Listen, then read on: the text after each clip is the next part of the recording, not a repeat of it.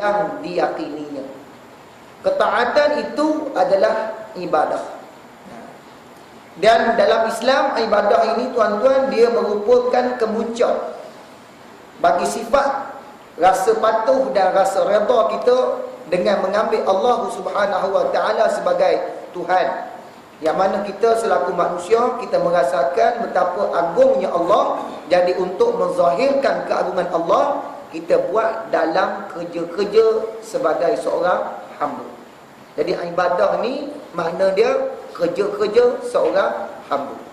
Orang yang tidak sampai kepada tahap dia merasakan keagungan Allah, dia tidak akan melakukan ibadah, melainkan ibadah itu sekadar amalan ikut-ikutan, ritual semata-mata, tidak lahir daripada hati yang rela dan patuh. Jangan semayanglah, kita mendapat panggilan agung. Bagi siapa yang merasakan betapa agungnya panggilan itu, dia akan menunaikan semayang. Dia akan bersegera untuk menzahirkan tanda keagungan dia kepada Allah. Dia tidak akan berlengah-lengah, dan dia akan buat dalam keadaan yang terbaik. Baik. Jadi dikatakan di sini, ibadah ini merupakan anak tangga pertatihan di antara kita sebagai si hamba dengan Tuhan kita pada Allah. Jadi tuan-tuan, dalam kita nak bertatih menghadap Allah ni tuan-tuan, kita bermula dengan ibadah. Semakin lama ibadah ni, semakin lama semakin mudah, semakin mudah dan semakin mudah. Macam seorang kanak-kanak lah, dia nak pergi ke mak dia dengan pantah, bermula dengan dia bertatih, dan akhirnya insya-Allah dia boleh berlari. Memang ibadah ni satu benda yang susah pada peringkat awalnya, tapi kita dah lazimi ibadah itu, insya-Allah kita akan dapat melepasi rasa kesusahan dalam beribadah itu.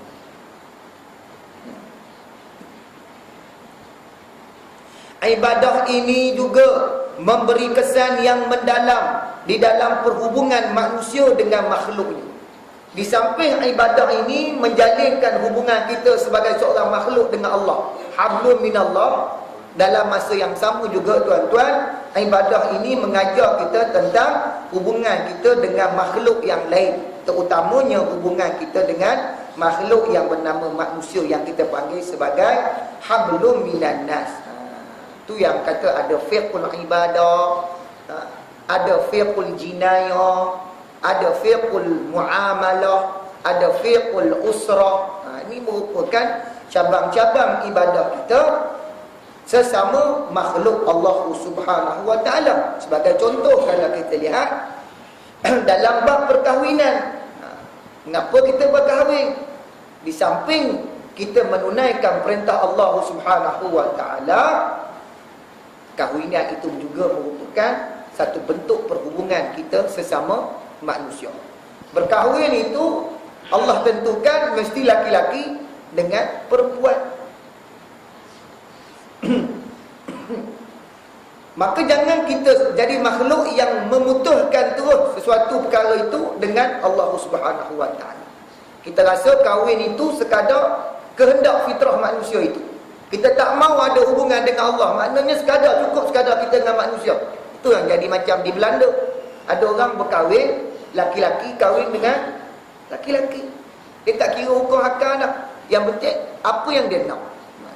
Jadi kita bimbang, budaya tu bawa masuk dalam negara kita. Hari ni macam-macam, liberalisme masuk. Baru-baru ni kita tengok mana tu di Batu Kek lah. Macam sama naik dengan orang agama Hindu. Kita boleh menyatakan mesej keamanan yang dibawa oleh Islam, tapi tengok tempat, tengok masa lah. Liberal dah. Liberal. Hindu bening tengok orang lain. Hak berbunga kalung bunga je. Sama. Sama naik hak atas tu pun ada, hak bawah pun ada. Allah Akbar.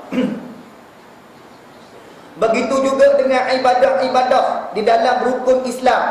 Yang lain seperti sembahyang. Sembahyang bukan sekadar kita dengan Allah saja. Sekadar sembahyang. Lepas tu kita dituntut untuk sembahyang jemaah. Kalau sekadar sembahyang kat rumah pula, kita dengan Allah lagi khusyuk lah. Kita dah duduk seorang rumah. buat dalam bilik khas, mayang kita dengan Allah, lagi kosong. Tapi dah, Allah suruh datang secara berjemaah. Di sinilah titiknya kita berhubung, silaturahim. Sebab tu Nabi penting-pentingkan sangat tentang ibadah solat ni. Binaan pertama yang Nabi bina dalam Islam, bukan Putrajaya, bukan rumah Nabi, tapi Nabi bina masjid.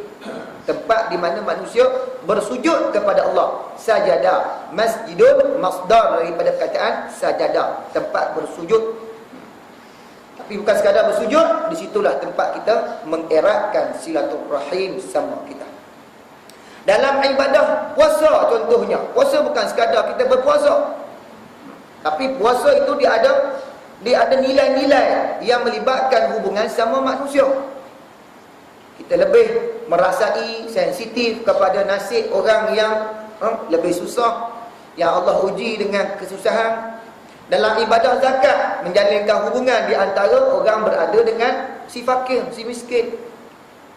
Dalam ibadah haji, menghubungkan manusia secara keseluruhan. Serta amalan-amalan yang lain. Tidak terlepas tuan-tuan daripada hablum minallah dan hablum minan nas. Untuk mendapat keredaan ilahi di dalam mengamalkan syariatnya, termasuklah dalam pengertian ibadah. Ini yang kita tengok dalam kita baca mayara, inna salati wa nusuki wa mahyaya wa mamati lillahi rabbil alamin. Itu ada dalam ayat tu. Semayang kita, hidup kita, semua yang kita buat adalah untuk Allah Subhanahu wa ta'ala. Tapi dalam masa yang sama, kita jaga hubungan sama manusia. Allah suruh kita menutup aurat. Bukan Allah ni gairah tengok tubuh kita, dah. Menutup aurat tu maknanya kita taat pada perintah Allah. Tapi yang lebih penting, ibadah tu dia nak suruh kita jaga keharmonian antara manusia dengan manusia. Bayangkan kalau manusia tak mentingkan aurat, kacau. Kita bertelanjang macam binatang, kacau, dunia jadi kacau. Baik. Bertindak tolak dari pengertian inilah Islam menetapkan supaya seluruh hidup manusia itu dipelihara akan menjadi ibadah dan taat kepada Allah Subhanahu wa ta'ala. Bukan hanya sekadar kita ni ibadah dalam semayang, dalam solat je, tapi semua sekali. Bukan kita boleh mengikut suku-suku. Kalau kita andaikan manusia ni macam kereta, enjin saja masih lagi kekal, tapi hak lain semua pakai modifat lah. Dia punya steering modifat, dia punya exhaust modifat, dia punya pintu modifat, spoiler semua modifat. Agak-agaknya kalau masuk puspakong boleh lepas. Sangkut. Jadi dia kena ikut sebagaimana spek yang telah ditetapkan oleh Allah Subhanahu wa ta'ala, baru selamat. Kalau kita baca pun dah, orang buat kereta dah, kalau dia pengeluar tu, dia keluar kereta tu dengan rim tayar 17, dia dah baca lah ke dah, dia ada perkiraan dah. Kita nak galak pula, kita tukar 19 rim. Tuan-tuan, lama-kelamaan dia akan kacau. Sistem kereta tu sendiri akan kacau. Dia dah buat tu, dia dah tahu dah apa yang terbaik. Jadi tidak ada satu pun tuan-tuan dalam amalan kita ni 24 jam hidup kita ini melainkan mesti kita jadikan dia sebagai ibadah. Tak ada satu pun yang boleh kita terkeluar daripada ibadah. Sebab dalam hidup kita ni, setiap apa yang keluar daripada tiga benda ni, sama ada hati, ataupun kita punya lisan, ataupun kita punya anggota, dia tidak boleh lari daripada hukum yang 5. Sama ada harus, atau sunat, atau makruh, atau haram, atau halal. Dia tak boleh lari. Kita ambil contoh.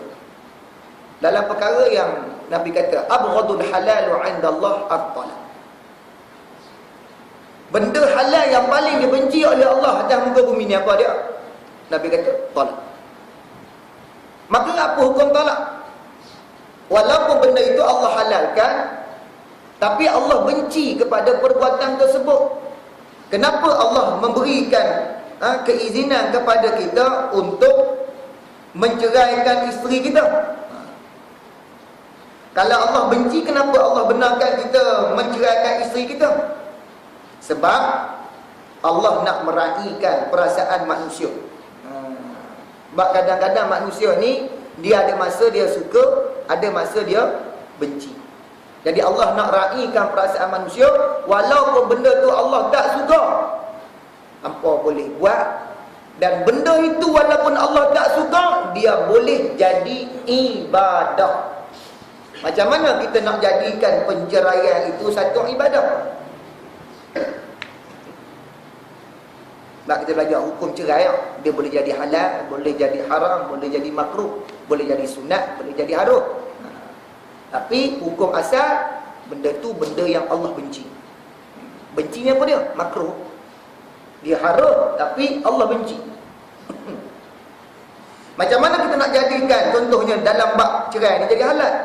Pertama, naklah cerai dengan cara bil ma'ruf, dengan cara baik. Macam mana cara baik? Tengoklah waktu kamu cerai isteri kamu. Jangan cerai dia dalam keadaan dia baru disetubuhi, atau cerai dalam keadaan dia uzur. Itu. Yang kedua yang kata baik, cerai dia dengan cerai talak raj'i. Jangan cerai dengan talak bain. Jangan cerai dengan cara apa dia? Orang buat hilaf. Ataupun li'an. Jangan buat benda. Walaupun jatuh hukum tu, tapi benda tu cara yang tidak baik. Seorang suami sumpah tidak mau bersetubuh dengan isteri dia, pada hakikat dia nak cerai isteri dia. Aku takkan bersetubuh dengan kamu lebih daripada 4 bulan, contoh. Itu cara yang tak baik. Macam mana nak dapat pahala perceraian tersebut? Yang pertama. Yang kedua, kalau kita nak cerai dengan isteri kita, tuan-tuan, jangan sampai memutuskan silaturahim. Kerana Allah benci kepada pemutusan silaturahim. Sebab tu Allah marah. Sebab cerai, nak cerai boleh, tapi jangan sampai putus. Cerai maknanya apa dia? Kamu tidak boleh lagi duduk melakukan hubungan kelamin sebagai suami isteri. Nah, habis tempoh rajai, rujuk tempoh iddah habis, maka kamu tak boleh duduk sebumbung dah. Kamu dah jadi macam orang yang biasa dah, orang asing, ajnabi. Tapi hubungan tak boleh pisah. Masih lagi kena berhubung dengan isteri kita. Apatah lagi kalau kita ada anak dengan dia. Tak boleh. Dengan mak mertua kita, tak boleh putus hubungan. Kena ziarah. Kalau biasa ziarah bagi hadiah. Ada kenara kena pergi, sakit pening kena pergi. Baru dapat pahala. Dan yang ketiga, baru dapat pahala cerai. Apa dia? Lepas kita cerai, kita bertaubat kepada Allah Subhanahu wa ta'ala. Sebab kita bercerai itu tak dapat tidak daripada kita mengelak benda yang Allah benci. Ya Allah, aku tak ada pilihan lain dah, ya Allah. Nasihat dah, pukul dah, panggil majlis tahkim dah. Tak boleh juga dah. Aku nak buat macam mana, ya Allah? Cerai tak? Baru dapat pahala. Baru namanya cerai itu sebagai satu ibadah. Baik. Seperti mana yang dinyatakan oleh Allah Subhanahu wa ta'ala dalam surah Az-Zariyat ayat 56 dan 58. A'udzu billahi minasyaitonir rajim. Wa ma khalaqtul jinna wal insa illa liya'budun. Ma uridu minhum min rizqin wa ma uridu an yut'imun. Innallaha huwar razzaqu dzul quwwatil matin. Allah Subhanahu wa ta'ala berfirman, dan tidaklah aku jadikan jin dan manusia itu melainkan wa ma khalaqtul jinna wal insa illa ada waktu syak illa, dia kata liya'budun. Aku buat apa ni semata-mata untuk beribadah pada aku, tak ada benda lain. Bukan aku nak mengharapkan apa kepada hang. Kita ni tak ada guna satu sen pun pada Allah, tak ada guna. Allah sengaja buat kita ni, tuan-tuan, supaya kita ni jadi hamba dia. Makna kalau kita dah tak boleh nak menjalankan fungsi kita sebagai seorang hamba, buat apa lagi kita duduk atas muka bumi Allah ni, mengambilkan berat. Ma uridu minhum min rizqin. Allah kata, aku bukan berkehendakkan rezeki sedikit pun daripada kamu. Wa ma uridu an yut'imun, dan aku tidak mengharapkan kau memberi makan pada aku. Inna Allah, bahkan Allah kata, aku ni Tuhan kamu Ar-Razzaq, yang memberi rezeki, Zu quwwatil matin, lagi yang punya kekuatan, lagi sangat kukuh. Aku tak goyah langsung dengan manusia. Kalau seluruh dunia manusia ni semua pakat tak nak sujud kat aku, tak nak beribadah, tak diam dulu bagi Allah. Allah.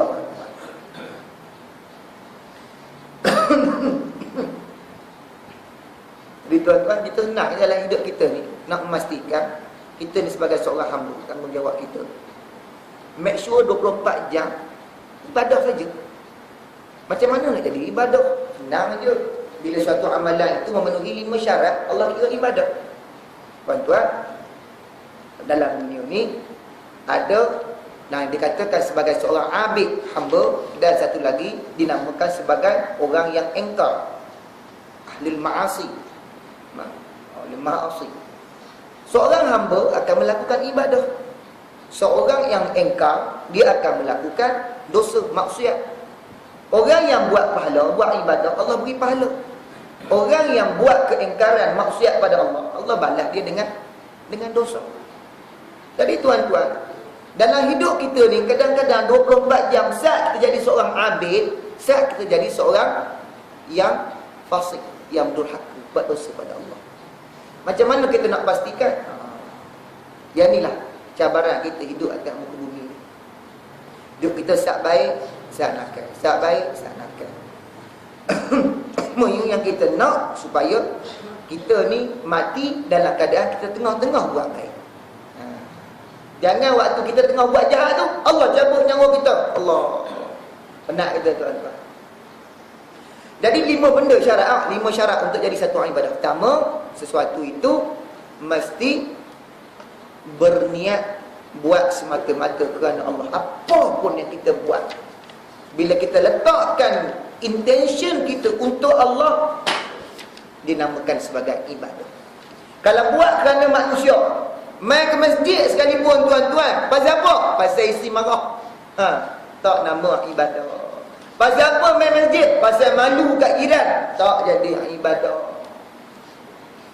Dia mesti mai sebab kerana Allah. Tidak boleh ada sekutu, Allah tak mau. Jangan separuh kerana Allah, separuh kerana manusia, Allah tak mau.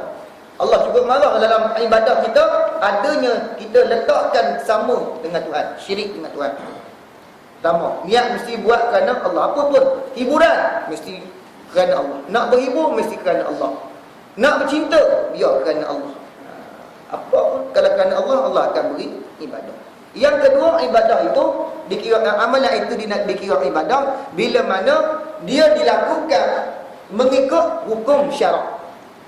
Berlandaskan syarak. Berhibur berlandaskan syarak. Sukan berlandaskan syarak. Bercinta berlandaskan syarak. Bekerja berlandaskan syarak. Bila landas syarak, ikut peraturan, dia akan jadi ibadah. Bawa kereta berlandaskan syarak.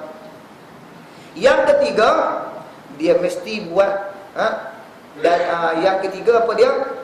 Mesti datang daripada sumber yang halal.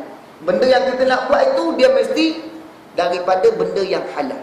Maknanya matlamat kita kerana Allah, dan benda itu mesti datang daripada sumber yang halal. Kalau benda yang tidak halal, buat lagu mana sekalipun, dia tetap akan jadi haram. Harta yang haram, kononnya kita nak buat demi kebaikan agama, kita cuba nak mengislamkan benda yang haram, kita al-haramu bayyinun, dia tetap tak akan jadi haram. Dan yang keempat, nak jadikan satu benda tu ibadah, hendaklah dibuat dalam keadaan yang paling baik, sebaik mungkin. Mesti ada kualiti. Islam sangat jaga kualiti. Sebab tu Nabi kata apa? Innallaha kataba ihsana ala kulli syai. Allah mewajibkan atas tiap-tiap sesuatu kena ada ihsan, kualiti. Orang Islam bila buat apa, dia ada kualiti dah. High standard Allah nak tengok. Betul kan Allah kata. Nabi kata dah, wa iza qatatum, hatta kalau kamu nak bunuh orang pun, bunuh dengan cara yang berkualiti. Fa ahsinul qitlah. Wa iza zabahtum, kalau hang nak sembelih binatang sekalipun, fa ahsinuz zibha, cara kita, binatang kita yang kita buat tu ada kualiti. Kita jaga hubungan betul-betul. Terhadap musuh pun kita jaga hubungan, terhadap binatang pun kita jaga hubungan, apatah lagi terhadap manusia yang baik, manusia yang seagama, yang seakidah dengan kita, lagilah kita menjaga-jaganya. Baik. Dan yang kelima, syarat dia, jangan sekali-sekali meninggalkan ibadah yang wajib. Baik. Sebab tu tuan-tuan, kalau kita ingat dulu waktu ada apa ni, geng-geng Umujah tu. Ingat Umujah? Dia kata isteri ni kena berkhidmat pada suami ni macam seorang pelacur kelas atasan. Dalam Islam, tuan-tuan, hubungan suami isteri ni pun dikira ibadah. Sebab tu Nabi kata, sahabat kata, ya Rasulullah, adakah aku bersetubuh dengan isteri aku pun dikira ibadah? Rasulullah kata, memang. Kalaulah benda itu kamu buat pada tempat yang haram, adakah Allah kira sebagai dosa? Kira sebagai dosa. Dan kalau kamu letakkan pada tempat yang halal, takkan Allah tak kira sebagai ibadah. Tapi janganlah kita ikut macam Umujah punya dululah, suruh kita jadikan pelacur tu sebagai apa tu? Sebagai kita punya kayu penukur. Silap. Kita nak jadikan benda tu ibadah, kita kena ikut siapa? Ikut Nabi. Ikut Nabi. Macam mana Nabi dalam menjalankan hubungan suami isteri dengan isteri dia. Kata Aisyah apa dia? Rasulullah SAW kata apa dia? Nabi buat kiasan. Kalau kamu makan berdua, Nabi kata, jangan kenyang seorang-seorang. Nabi kata. Nabi tak cerita lah teknik lagu mana, Nabi tak cerita lah. Tapi Nabi bayar abad kiasan. Kalau hampa makan dua orang, jangan kenyang seorang-seorang. Aisyah kata, romantiknya Rasulullah dengan dia, Aisyah cerita, aku mandi dengan Rasulullah. Jadi nak cerita, lepas dia berjunuk dengan Rasulullah, dia mandi junub sama-sama dengan Rasulullah sallallahu alaihi wasallam. Yang ni kita nak jadikan sebagai contoh, bukan pelacur yang kita nak jadikan sebagai contoh. Lagipun macam mana kita nak tahu pelacur tu buat lagu mana? Macam mana dia kata ni nak ikut macam pelacur kelas atasan ni, dapat pahala ni kita nak berservis kat suami kita. Hang tengok ke pelacur buat kerja lagu mana? Tak jadi dosa pula lah. Jadi muslimin-muslimat yang dirahmati Allah sekalian, dalam ayat ni kita tengok sendiri Allah sebut bila wa ma khalaqtul jinna wal insa illa liya'budun. Allah kata untuk beribadah, bukan liyasjudun. Allah tak sempitkan konsep ibadah itu hanya pada sembahyang, sujud semata-mata. Konsep ibadah ini luas. Hidup kita, kerja kita, cari nafkah, kalau kita penuhi 5 syarat, ibadah tuan-tuan. Abang balik mana? Abang baru balik buat ibadat. Balik kerja, balik ibadat. Kita tak tinggal semayang, kita jaga hukum hakam, kita jaga aurat, kita cari rezeki yang halal, kita buat niat kerana Allah, kita buat tak melampaui batas. Allah kira pahala tuan-tuan. Tak kira lah kita mengajar ke, kita kerja kilang ke, mesti rumput ke, apa pun yang kita buat, kalau memenuhi 5 syarat, maka kita dikiralah lakukan ibadah. Firman Allah seterusnya tuan-tuan dalam surah Al-An'am, tadi kita baca dah, qul inna salati wa nusuki wa mahyaya wa mamati lillahi rabbil alamin. Katakanlah sesungguhnya sembahyangku, ibadahku, hidup dan matiku semata-mata untukmu ya Allah, Tuhan semesta alam. Baik, tengok yang pertama. Yang pertama,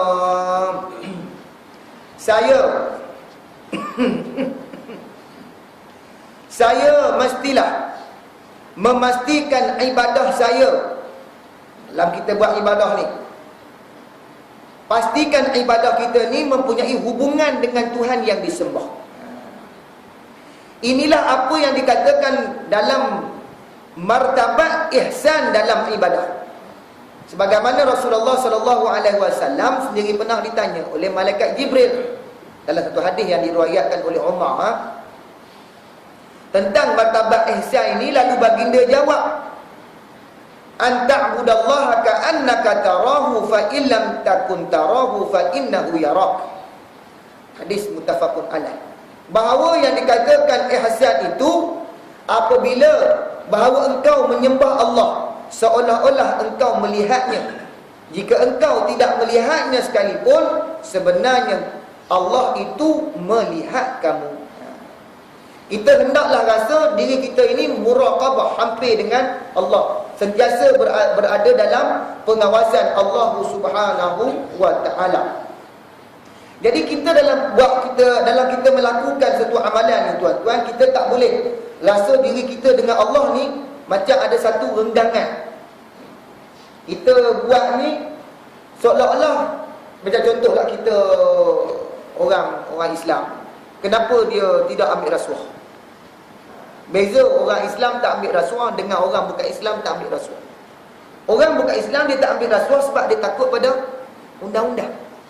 Tapi kita orang Islam tak ambil rasuah, nombor dua, takut pada undang-undang yang disediakan oleh pemerintah.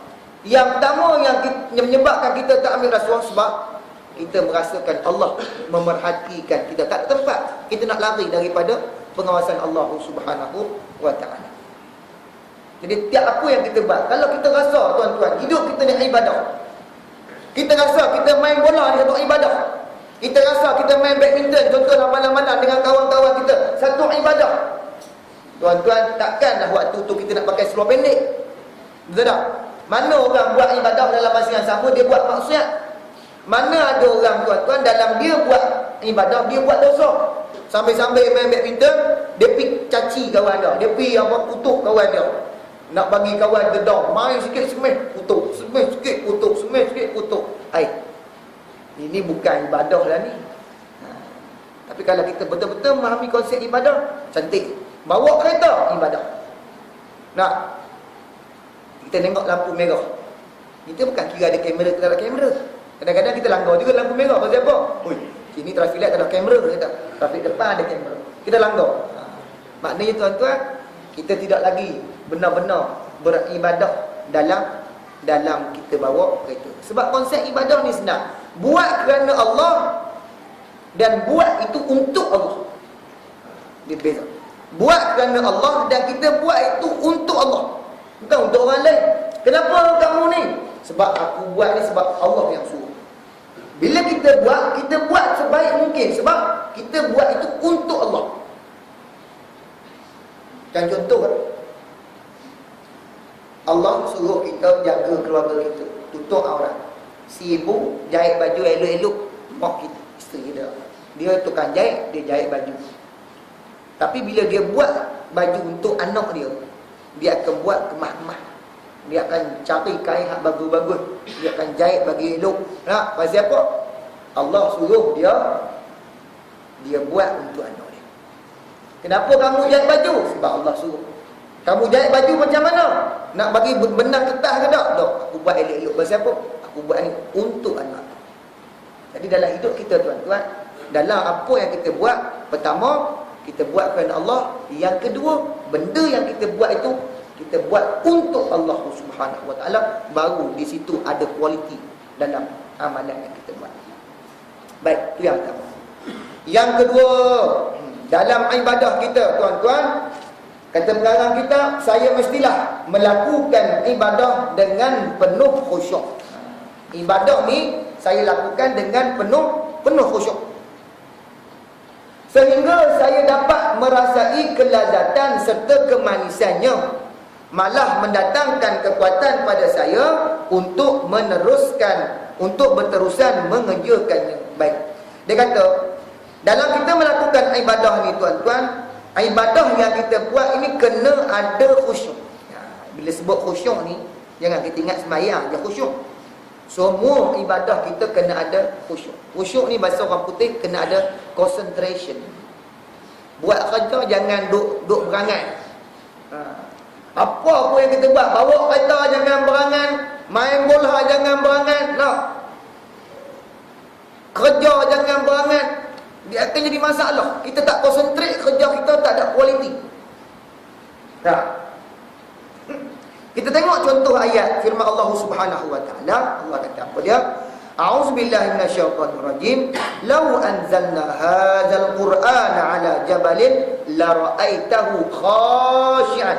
Allah kata, kalaulah aku letakkan Quran ini, aku turunkan Quran ini ke atas bukit, kamu akan lihat bagaimana bukit itu khashi'an. Apa khashi'an?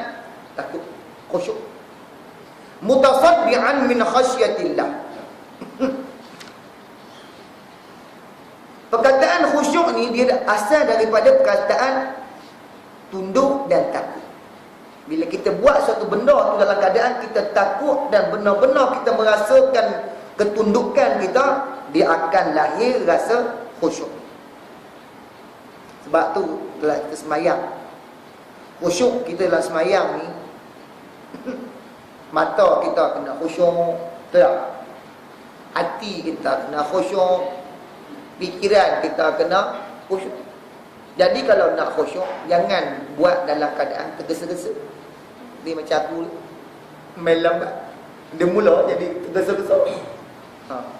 Bila dia tergesa-gesa, mula dia main khusyuk, main tak khusyuk, khusyuk, main tak khusyuk. Sebab tu kita main dengan tenang. Mayang kena ada ketenangan. Nak serabut baca apa? Nak orang kata apa? Nak tergesa-gesa baca apa? Nabi kata, at-ta'anni minallah. Sesungguhnya ketenangan itu daripada Allah Subhanahu wa ta'ala. Orang yang tergesa-gesa daripada syaitan. Sebab syaitan suka bila tergesa-gesa, dia senang nak rosakkan khusyuk kita dalam melakukan ibadah kepada Allah Subhanahu wa ta'ala. Imam Ghazali kata tak, dalam puasa kita dia nak puasa yang khusyuk. Bukan sekadar puasa perut saja, tapi puasa yang lebih daripada itu. Puasa anggota badan dan juga puasa hati. Ini yang kita katakan sebagai khusyuk. Khusyuk dalam ibadah ni, kedudukan khusyuk dalam ibadah ni, dia macam ruh kepada ibadah. Kalau semayang tapi tak ada khusyuk, semayang kita semayang yang mati. Puasa tak ada khusyuk, puasa kita puasa yang mati. Rumah tangga sekalipun tak ada khusyuk, sekadar kita balik melepaskan tanggungjawab. Semayang kita sekadar lepas tanggungjawab. Rumah tangga dah tak ada khusyuk dah, tak ada keseronokan dah, sekadar apa? Sekadar lepaskan tanggungjawab dah. Isteri balik rumah, suami balik rumah. Kalau ikut dah tak selesa, dah nak hidup sama, tapi memikirkan tentang anak-anak, apa jadi macam rumah tangga kita? Ada orang duduk sebumbung 3 tahun tak bercakap. Pasal apa? Sudah hilang roh dalam perkahwinan rumah tangga tu hilang. Kalau badan kita ni, orang kata badan sajalah, tapi tak ada apa dah, roh tak ada lah.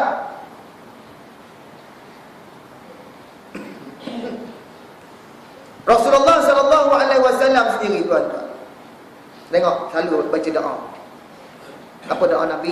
Nabi kata apa? Ya Allah, hidupkanlah aku sebagai seorang miskin, matikanlah aku sebagai seorang miskin, dan bangkitkanlah aku sebagai seorang miskin. Apa maksud miskin di sini, tuan-tuan? Maksud miskin dalam hadis ni, tuan-tuan, maknanya Nabi nak supaya dia jadi seorang yang rendah diri, yang tunduk, yang khusyuk kepada Allah Subhanahu wa ta'ala. Orang miskin lah, senang je hati dia, tak serabut macam orang kaya. Makna kita ni daripada segi luar fizikal kita kaya, tapi kita nak supaya hati kita ni jadi hati macam mana hati orang miskin. Dia tak risau, tinggal rumah tak risau, jalan mana dia tak risau. Pasal apa? Pasal hati dia, hati orang yang tunduk kepada Allah, khusyuk di dalam ibadah. Baik. Sehingga kan kita kata dak pengarang ni, dengan khusyuk itu kita dapat merasakan halawah, kemanisan, kelazatan, dan menjadikan kita ni berasa nak bertambah kuat untuk membuat ibadah. Tuan-tuan, kalau kita semayang, Semayang kita tak dapat rasa kemanisan, tuan-tuan. Kita cuba nak semayang ni, sekadar semayang, nak habis ke? Nak habis. Buat ibadah sekadar nak habis. Lepas habis semayang, oh lega. Habis kan semayang? Oh lega semayang syak. Rasa lega ni, tuan-tuan. Orang belum sampai lagi tahap dapat rasa kemanisan. Orang yang sudah dapat rasa kemanisan, dia tak puas dengan ibadah yang ada. Tapi ibadah hak fardu ni 5 waktu lah. Macam mana? Dia akan tambah dengan amalan-amalan nawafil, amalan-amalan sunat. Bila habis bulan Ramadan, hati dia sedih sebab dia sudah habis peluang untuk dia beribadah kepada Allah. Dia dah rasa nikmat keseronokan dalam beribadah. Jadi Allah berikan pula pada dia selepas hampa boleh beraya sehari, hari raya kedua hampa boleh sambung pula dengan puasa sunat Syawal. Jadi orang yang sudah dapat kemanisan dalam ibadah, dia akan berebut pula untuk sambung dengan ibadah-ibadah sunat yang lain.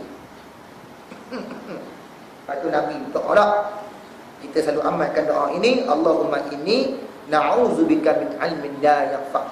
Ya Allah, kami minta lindung padamu ya Allah, dapat ilmu tapi ilmu tidak bermanfaat. Ilmu hati kita ni, tuan-tuan, dapat ilmu tapi ilmu yang ada dalam hati kita ni tidak mampu dicerna oleh hati. Sekadar ilmu itu ya.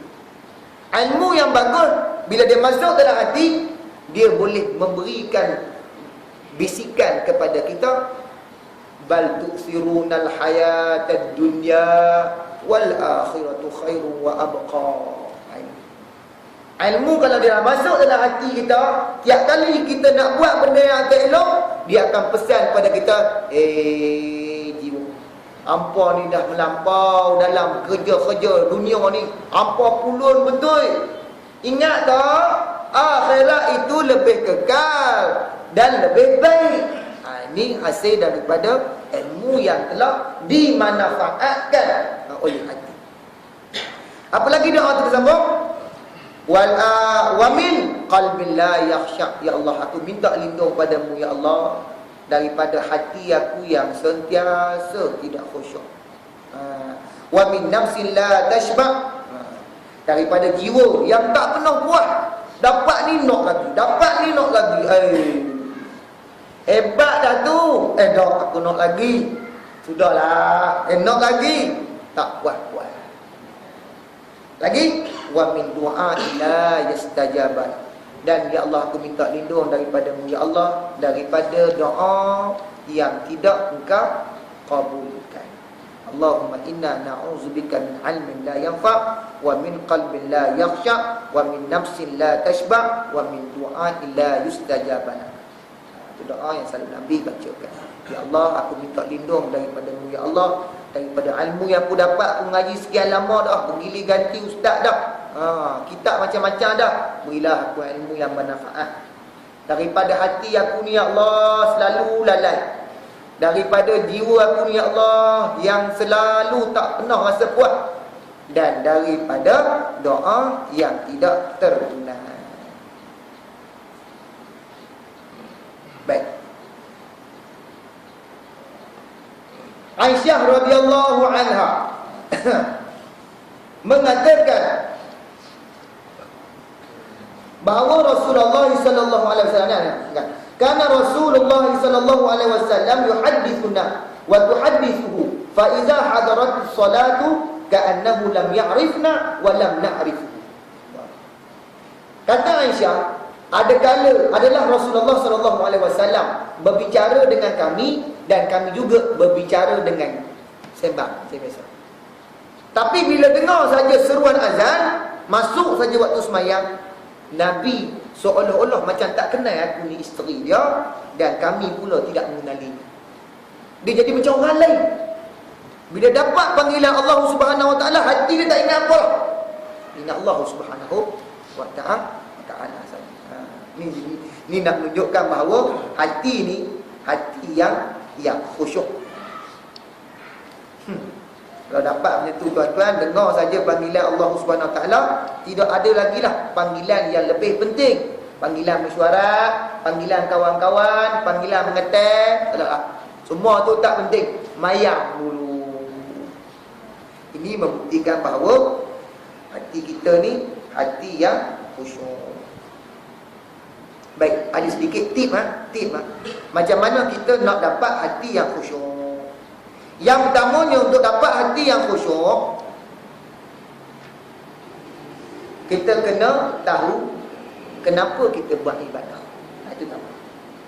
Kena ada ilmu kenapa kita solat, kenapa kita puasa, kenapa kita zakat, haji dan sebagainya. Kena ada ilmu. Jangan buat ibadah sekadar ikut-ikut. Orang ikut-ikut ni habis. Sebab tu kita tengok Ramadan main ikut-ikut. 10 malam pertama tu dia ramai orang, anak ikut, suami isteri ikut, penuh masjid, penuh surau, semua nak ikut belakang, kawan-kawan nak ikut. Tapi lepas tu habis. Pasal apa? Pasal dia sudah hilang rasa khusyuk dan kemanisan dalam beribadah. Sebab tu dah kita selalu dengar doa yang Jibril kata apa dia? Binasalah orang yang berpuasa, tapi tidak ada bezanya dia dengan orang yang tidak berpuasa. Dia puasa, tapi dengan orang yang tak berpuasa sama je. Pasal apa? Pasal dia berpuasa ikut-ikut. Nabi kata dak Jibril, binasalah orang itu. Satu kisah zaman Rasulullah sallallahu alaihi wasallam, ada seorang lelaki kaya, dia merampah tanah daripada orang tua yang miskin. Nabi pun menjadi hakim dalam perbicaraan tersebut. Bicara orang kata apa, prima facie. Dia punya bukti tidak menolong kepada tuan tanah yang sebenar, iaitu orang tua tersebut. Orang kaya ni dia macam-macam lah, dia pandai dokumen dia, prosedur dia betul. Jadi dalam bicara tu Rasulullah dia menghukumkan dengan apa yang zahir, maka disabitkan dengan apa yang ada, maka tanah tersebut jatuhlah ke tangan orang kaya yang penipu. Tapi Rasulullah tahu orang kaya tu menipu, tanah tu milik orang tua yang susah tu. Apa kata Nabi kepada orang kaya yang menang dalam perbicaraan tersebut? Dia dapat tanah orang tua tu. Kata Nabi, kalaulah benar tanah tu milik orang tua, kamu ambil daripada dia dengan cara yang zalim, kamu tidak akan dapat rasa walau seinci pun tanah dalam syurga. Kata Nabi, kalau kamu benar ambil tanah ni daripada orang tua dengan cara yang zalim, Allah haramkan untuk kamu walau seinci tanah dalam syurga. Nabi pergi pula dekat orang tua yang kalah dalam perbicaraan tadi. Kata, wahai Pak Cik, bersabarlah Pak Cik. Kalau benarlah tanah tu milik Pak Cik, hak Pak Cik, jangan risau, Allah akan balas balik dalam syurga dengan tanah yang lebih luas lagi daripada tanah yang ada kat muka bumi. Tapi orang laki-laki yang tamak ini, hati dia walaupun jahat, dia ada sifat khusyuk, takut. Bila dia dengar Nabi kata lagu tu, dia tak mau ambil tanah tersebut walaupun hukuman telah memutuskan dia berhak atas tanah. Sebab apa? Sebab masih ada lagi rasa takut. Dalam hidup kita ni tuan-tuan, macam kita tengoklah kes perbicaraan di mahkamah. Orang yang membicarakan tu dan orang yang dibicara, memang ada yang tahu dia buat salah, tapi dia memang suka untuk dibicara sebab dia rasa dia boleh menang. Awal-awal dia tanya dekat lawyer, macam mana kes ni? Boleh menang? Kita boleh menang. Baik, kalau boleh menang, saya nak fad. Berapa pun kamu mahu? 50,000. 50,000 saya bagi kamu. Tapi hakikat dia tahu peguam tersebut membela dia, membela atas kebatilan. Orang yang dia takut pada Allah, hati dia khusyuk, kita akan buat hati. Itu yang pertama.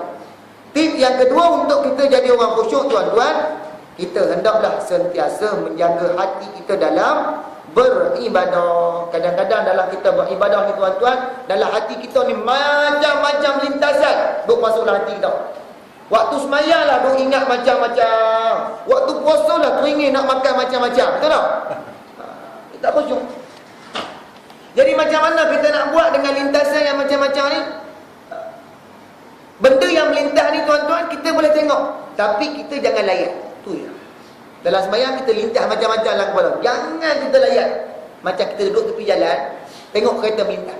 Lepas kereta lori, lepas lori motor, lepas motor bas lori. Biarkan kita tengok tu, dia bergerak begitu saja. Jangan kita pergi, oi, lori ya. Oi, bas. Bila kita tegur, notice benda tu, hati kita sudah teralih. Nah, kadang-kadang kita lalu, orang lalu kan, tak ada rasa apa pun. Tapi bila seorang perempuan lalu, dan kita terfokus. Bila kita terfokus tu, dia menyebabkan kita landa. Syaitan dia masuk gangguan macam-macam. Dalam banyak-banyak kad yang dia masuk tu, dia berharap 1-2 kad akan melekat perhatian kita. Jadi orang yang bijak buat macam bodoh. Biar pergi lalu. Konsentrate. InsyaAllah kita akan dapat khusyuk. Ada seorang tanya pada Syekh Syahrawi. Tanya, wahai Syekh, macam mana aku nak khusyuk dalam sembahyang aku ni? Syekh Syahrawi ni bila orang tanya nak khusyuk dalam sembahyang, Syekh Syahrawi tak jawab terus dalam sembahyang. Dia pergi tanya pasal wuduk. Hampa nak khusyuk dalam sembahyang? No. Dalam wuduk hampa kena khusyuk. Khusyuk macam mana? Hampa jangan ikut syaitan. Ni hampa ambil wuduk macam orang mandi wajib tu. Bukankah Allah kata innal mubazzirin kanu ikhwani syayatin? Bukankah amalan membazir itu merupakan saudara kepada syaitan? Di luar sembahyang lagi kamu dah mengikat janji bahawa kamu tu saudara dengan syaitan, maka dalam sembahyang kita tuan-tuan, syaitan duduk sebelah, tunggang terus. Sebab tu kata Syekh Syahrawi, kita nak khusyuk dalam sembahyang, tengok dulu sembahyang kita lagu mana. Kita berwuduk, jangan buka paip berah. Dan taklah paip surau kiki surau bayar duit, baik duit air, kita pun buka puja punya penderas macam nak sembuh tayar kereta.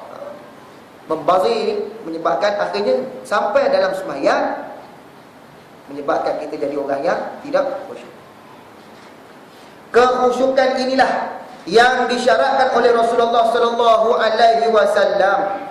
Kata Rasulullah, kam min qa'imin khudhuhu min salatihi ta'abu wan nasab. Berapa ramai kata Nabi orang yang mengerjakan sembahyang, habuan yang diterima hanyalah penat dan tuan-tuan sayang kita tak. Memang syaitan ni memang nak curi amalan kita. Yang tak sembahyang, cara tak sembahyang. Yang sembahyang, dia buat cara yang sembahyang. Dia bagi yang sembahyang kita jadi sembahyang tak ada kualiti, kosong. Alhamdulillah lah, kita duk mengaji sikit-sikit, sebanyak ni dapat khusyuk sikit. Habis sembahyang, dia balas lagi, bagi riak pula. Balik masjid, tegur dah orang. Cikgu, balik sembahyang jemaah ke? Sembahyang jemaah. Dia pun perasan apa sembahyang jemaah. Main riak pula habis lah. Balik rumah anak jerit, ayah balik dari masjid. Ni ayah balik dari masjid ni. Saja kuat suara nak abad kat jiran sebelah. Riak dah. Baik amalan kita. Allahu Akbar. Kata Nabi lagi, kam min sa'imin hazzuhu min saumihil ju'i wal atash. Berapa ramai orang yang berpuasa tapi dia tak memperolehi apa-apa ganjaran daripada puasa dia kecuali dia mendapat lapar dan dahaga. Perkara yang ketiga, 9. 9. Dari apa yang kita buat ni tuan-tuan, dengan ilmu insya-Allah kita boleh mengalahkan syaitan. Dengan ilmu. Ibadah orang yang berilmu ni ibadah yang lebih khusyuk. Yang tak ada ilmu macam budak lah, tak budak-budak di sembahyang kan khusyuk. Kita kata, budak ni sembahyang tak khusyuk. Sembahyang main-main kita pun sama juga. Cuma badan kita tak berlari. Badan kita tetap dekat sah, tapi hati kita berlari berata. Yang kita ingat masa mula-mula tadi, Allahu Akbar. Waktu tu adalah hati kita, lintasan dalam hati kita. Lepas tu kita sedar-sedar, Assalamualaikum warahmatullahi wabarakatuh. 4 rakaat lah. Selama 4 rakaat ni, apa yang kita ingat? Merata sampai ke Jaya, sampai ke Pejabat, sampai ke Cina. Ingatlah tu. Jalan merata. Secara zahir kita ada sini, tapi batin la takhfa. Jadi jangan kita jadi tuan-tuan, insya-Allah saya nasihat diri saya sendiri sama juga supaya kita ni dalam ibadah kita ni biar sampai tahap kita rasa keihsanan, kualiti kena jaga. Yang kedua, concentration kena jaga. Baru kita akan dapat rasa kenikmatan, halawah, kemanisan dan keseronokan untuk kita terus beribadah dan terus beribadah. InsyaAllah segala yang baik tak daripada Allah, minta maaf banyak-banyak. InsyaAllah kita akan lihat pula pada kehadiran yang akan datang, supaya kita di dalam ibadah tuan-tuan, hati kita ni kena sentiasa rasa hadir Allah dan buang daripada hati kita ni dunia. Allahu Akbar, takbiratul ihram, haramkan semua. Sentrik dengan Allah, dunia semua. Nah, insya-Allah kita akan bincangkan dalam pertemuan yang akan datang. Aku lupa dihazal wa astaghfirullahal azim li wa lakum wa lisa'il muslimina wal muslimat wal mu'minina wal mu'minat fastaghfiruhu fayahfazul mustaghfirin wa ya najatat taibin. A'udzu billahi minasyaitonir rajim. Bismillahirrahmanirrahim. Alhamdulillah rabbil alamin wassalatu wassalamu ala asyrafil anbiya'i wal mursalin sayyidina Muhammad wa ala alihi wasallam. Allahumma ighfir lana dzunubana wa li walidina warhamhum kama rabbayana shighara wa li jami'il muslimina wal muslimat wal mu'minina wal mu'minat amwat. Allahumma arzuqna 'ilman nafi'an wa 'amalan wa rizqan wasi'an wa zabran maghfuran wa shifaa'an min kulli 'adabin. Sallallahu alaihi wasallam Muhammad wa ala alihi wasallam. Alhamdulillah rabbil alamin. Assalamualaikum warahmatullahi wabarakatuh.